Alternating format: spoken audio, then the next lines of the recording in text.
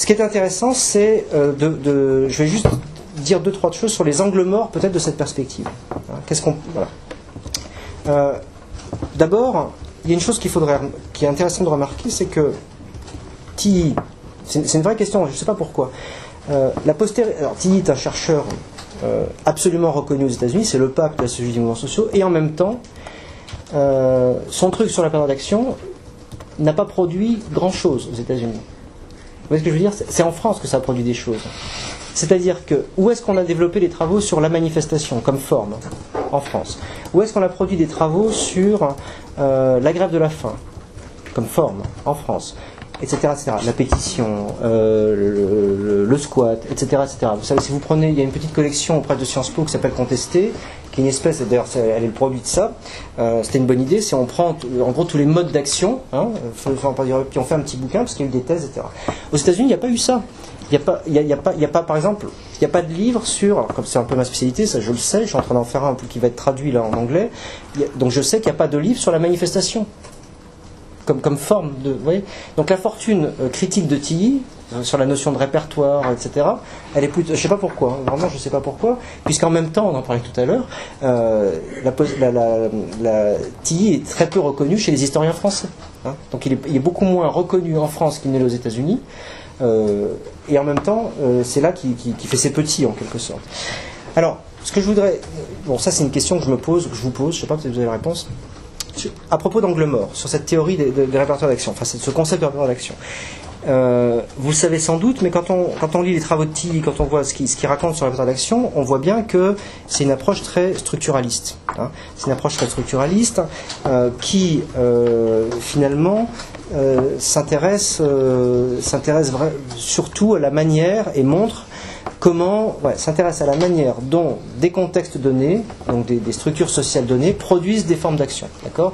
Toute son analyse du passage du répertoire 1 au répertoire 2, évidemment, repose sur cette idée que certaines conditions matérielles produisent une transformation du répertoire. L'urbanisation, vous connaissez tout ça. Ok, donc c'est une approche très structuraliste. Et en même temps, la manière dont il valide cette hypothèse repose largement sur des dépouillements quantitatifs, vous le savez, dépouillements quantitatifs, donc d'événements protestataires, des séries plus ou moins continues, même si dans certains bouquins, il a associé aussi une approche plus culturelle, si vous voulez, avec notamment son bouquin sur l'Angleterre, en 1995, où il approfondit un petit peu des études de cas, etc., et un petit peu dans la France conteste. Donc là, on a quelque chose qui est très structuraliste, et par rapport à ça, il me semble qu'on a tout intérêt, donc c'est un des angles morts, à développer des approches, des analyses plus disons, interactionnistes, qui soient plus attentives, d'une part, aux contraintes structurales, donc avec les notions de réseau, de network, les notions d'arène, de champ, d'espace, pour parler comme Lilian Mathieu. On a aussi tout intérêt, c'est un truc qui est en train de se faire de manière collective, à réfléchir sur ce que Jasper appelle les strategic players, c'est-à-dire sur les interactions stratégiques, c'est-à-dire à réintroduire en quelque sorte dans l'analyse les intuitions de Goffman, les intuitions de Michael Fink, etc., etc. Donc sur, en gros, les formes protestataires comme interactions réglées. Interactions qui produisent des choses dans l'ordre de l'interaction elle-même, mais qui sont réglées, bien entendu, structurées. Donc ça, c'est un premier aspect qui se développe aujourd'hui. Je vais revenir un petit peu si j'ai le temps, mais je ne suis pas sûr que je vais avoir le temps. Un autre aspect, c'est tout ce qui renvoie aux significations culturelles des modes d'action, qui est c'est une vraie autoroute à développer. C'est-à-dire, les significations culturelles des modes d'action, ça veut dire quoi ? Ça veut dire quel est le sens que donnent et que véhiculent les modes d'action pour les protestataires, pour les publics et pour les cibles. D'accord ? Il y a peu de choses là-dessus. Il y a assez peu, c'est très parcellaire. Et ça, c'est tout à fait intéressant parce qu'évidemment, c'est tout à fait en lien, et c'est pour ça qu'on est bien placé en quelque sorte en France pour travailler là-dessus, en lien avec la question de la construction des groupes, en lien avec les significations identitaires, avec les identités stratégiques, la construction stratégique des identités, etc. Donc là, ça reconnecte avec la sociologie bourdieusienne de manière tout à fait efficace. Et puis, vous avez aussi, je terminerai là-dessus, Il me reste 7 minutes? Non, 4. 4 minutes. Oh, ouais, enfin. Vous avez on va dire un dernier aspect qui me paraît très intéressant, moi qui m'intéresse de plus en plus, c'est de développer ce que Tilly appelle les performances, c'est-à-dire de développer l'analyse de la notion de performance, c'est-à-dire l'analyse écologique des modes d'action. Concrètement, ça veut dire quoi? Ça veut dire s'appuyer sur l'analyse ethnographique, ça veut dire s'appuyer sur Goffman, par exemple, pour travailler véritablement. Goffman, c'est le Goffman qui n'a pas été traduit en 1963, Behavior in Public Places, qui n'est pas traduit. J'ai failli de le traduire, mais comme il traduit un bouquin, je pense qu'il est un peu débordé, mais ça va venir. En tout cas, vous pouvez le lire, c'est un tout petit livre, c'est un livre magnifique. Il y a aussi le bouquin de Loveland, Symbolic Sitting, qui est un vieux livre aussi. Et là, voilà, c'est des approches écologiques, c'est-à-dire qu'en gros, on regarde des gens en train de faire des choses. Alors, c'est pas une approche pragmatique, c'est pas ça.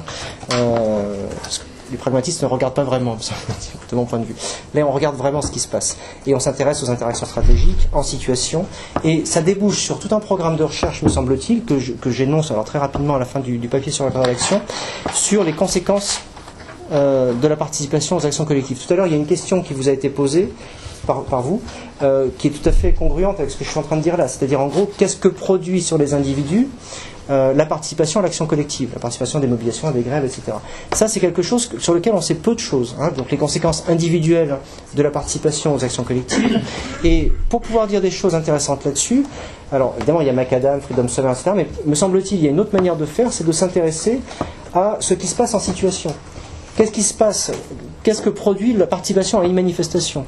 On a tous plus ou moins participé à des manifs, on sait très bien que c'est fort, c'est chargé émotionnellement, il y a tout un ensemble de choses qui se passent, etc. Est-ce que ça laisse des traces, etc. Et là, me semble-t-il, c'est vraiment là-dessus que c'est ça qui m'intéresse aujourd'hui, ça permet de réintroduire tout un ensemble d'instruments que la sociologie des mouvements sociaux a laissé de côté, ou à laquelle elle ne s'est jamais intéressée, qui sont tous les instruments riches de l'analyse de la socialisation. C'est-à-dire tous les travaux sur la socialisation, alors là, il y a de quoi faire, pardon. En plus, c'est en plein renouveau depuis quelques années aux États-Unis. Vous savez, les travaux sur la socialisation se sont cassés la figure à la fin des années 80, parce qu'on était au bout, finalement, des techniques. On ne pouvait plus rien faire de plus. Ces grosses enquêtes quantitatives, etc., transmission parents-enfants, etc., on a dit tout ce qu'on pouvait dire. Et donc, ça, c'est mort à la fin des années 80. Plus personne ne travaille là-dessus. Aujourd'hui, ça repart avec d'autres questions, d'autres méthodes, et parfaitement congruente avec ce que je dis là, c'est-à-dire que pour le coup, s'intéresser à la question des effets individuels de la participation aux mobilisations, avec les instruments de la socialisation, c'est passionnant. Parce que par exemple, alors je pense à un papier récent, américain, où le gars s'intéresse, vous savez, les mobilisations aux États-Unis des travailleurs mexicains ou latino-américains qui, à un moment donné, ont fait des grèves parce que, donc ils ont arrêté de travailler. Je ne sais pas si vous vous souvenez, il y a quelques années. Il a travaillé sur ces immenses manifestations, jusqu'à 1 million de personnes à Washington pour une manifestation. Il travaille sur ces manifestations dans cette perspective-là, et ce qui l'intéresse, c'est quelqu'un qui vient des travaux sur la socialisation politique, ce qui l'intéresse, c'est les effets socialisateurs des enfants sur les parents, les effets en retour. C'est-à-dire comment les enfants qui participent socialisent politiquement leurs parents qui eux ne participent pas parce qu'ils sont vieux, parce qu'ils ne parlent pas la langue, parce qu'ils sont donc vous voyez, il y a énormément de questions comme ça très intéressantes qui peuvent se poser, et du coup ça veut dire qu'on peut aussi reprendre certaines techniques existantes comme les enquêtes par questionnaire dans les manifestations. Et là, je pense que c'est opportun et intéressant pour se poser ces questions-là. Donc, ça ne veut pas dire qu'il faut tout jeter, bien entendu. Mais sur la question des répertoires d'action, pour terminer là-dessus, je pense qu'on a quelque chose de ferme. On a un vrai socle. On a appris beaucoup de choses. On est tous d'accord sur un certain nombre de choses. C'est déjà bien, c'est rare. C'est vraiment cumulatif, là, ce domaine-là. Et il y a de nouvelles pistes. Et ces nouvelles pistes, me semble-t-il, rapidement, ce sont celles-là.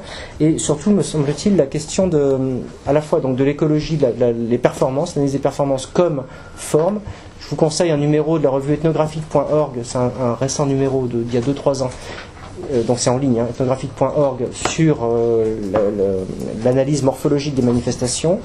Il y a quelques pragmatistes qui ont fait des travaux intéressants il y a assez longtemps maintenant sur, j'ai oublié son nom, merde. C'est sur le carnaval, mais c'est tout à fait dans la même logique, où on s'intéresse à ce qui se passe dans une manifestation, etc. Et puis, l'autre aspect, me semble-t-il, c'est l'aspect, disons, socialisation, c'est-à-dire les effets individuels ou collectifs de la participation aux actions collectives. Si vous pensez, je termine là-dessus, pensez à la grève, les travaux sur la grève. Vous savez que les travaux sur la grève, ça fait quelques années que c'est reparti, d'accord ? C'était aussi un truc qui, c'est devenu totalement inintéressant, on va dire, routinisé. Depuis 5-6 ans, pour des tas de raisons, c'est reparti. Ben voilà quelque chose de très intéressant. Que produit une grève sur ceux qui y participent sur le long terme, sur le moyen terme, sur le long terme. Donc là, je pense qu'il y a tout un ensemble de choses qui peuvent être développées et pour lesquelles, je vais encore être très prétentieux, mais c'est pas de moi que je parle, je vais faire cocorico, je veux dire, pour lesquelles la sociologie française est particulièrement bien armée, parce qu'on a une tradition d'analyse de la socialisation politique qui est bien fondée, parce que la sociologie critique d'inspiration bourdieusienne permet de s'intéresser à des choses qui sont indispensables ici, les dispositions, la manière dont se constituent les habitus, la manière dont donc, les individus sont socialisés, etc. etc.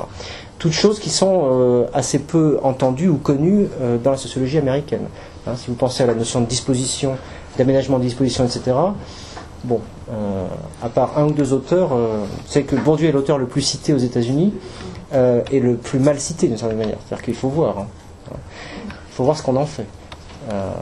Même notre camarade Jasper, voilà. Donc allez-y.